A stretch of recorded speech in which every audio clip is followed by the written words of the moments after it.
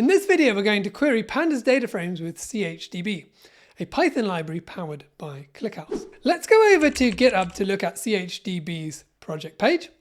And if we scroll down a little bit, you can see an architecture diagram explaining how it works, and we can also see that we can install it with pip. So we've done that, and we're going to launch the IPython REPL, and then we're going to import pandas, and we're going to import the chdb DataFrame module. Now, to help us in this video, we're going to be using a Kaggle dataset for Canadian house prices for top cities, and you can see it's got a bunch of different fields available for us. We're going to read that using pandas read CSV functions. We'll pass in the file path, and then it has some characters that don't work with UTF encoding, so we're going to give it the ISO 8859-1 encoding. And then once that's run, we're going to just have a look at a couple of records in the house prices data frame. And so you can see we've got the city, we've got the price, we've got the addresses, number of beds, number of baths, and a few other fields as well. Now let's have a look at how we can query this using chdb. So we're going to say cdf.query, and then we need to pass in as a parameter the data frames that we want to use. So we're going to say house prices equals house prices, and then we're going to write a SQL query.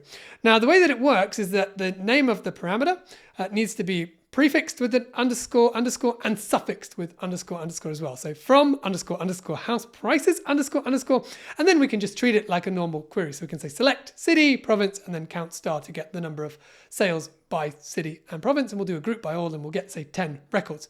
And you can see we get back the results there. So we've got White Rock, we've got Toronto, we've got Winnipeg, and a few other places as well. Let's update the previous query to pull in the average and maximum price paid as well. So we'll come down to our select, and we'll just add in a format readable quantity for average price and maximum price. And then we're going to order by the average price descending as well.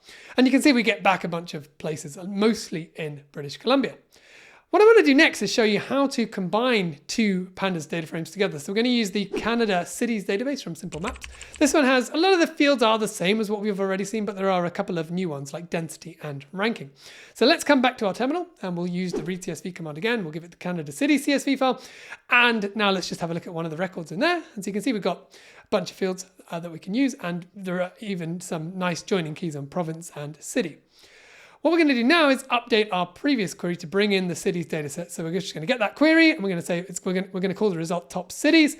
We'll then add in cities as a parameter into the query, and then we're going to update the SQL part as well. So we'll just give house prices an alias. We'll call it HP, say, and then we're going to join the cities table to the house prices table on the city and province columns.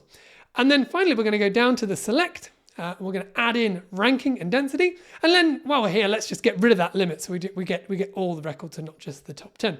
And if we run that, we get a top cities variable. Now we could render that as it is, but what we can also do is we can actually run a query on that. And if we do that, then we treat the actual result, the table itself, it's available as table, and then we can do a normal query after that. So let's get the city, the maximum price, the ranking, and the density for 5 records, and you can see we get back some records there.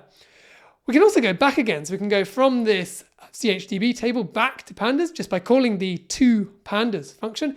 And then once we've done that, we can treat it just as if it was any old pandas data frame. So let's get, say the results that are in British Columbia. We'll sort them by ranking and density, and we'll get rid of the province. And then we can see those results again. Those are the cities with the highest rankings. So there we go. We've gone from pandas to ClickHouse and then back to pandas again. And if you liked this video, you might also like this one up here, which shows how to query JSON files with ClickHouse.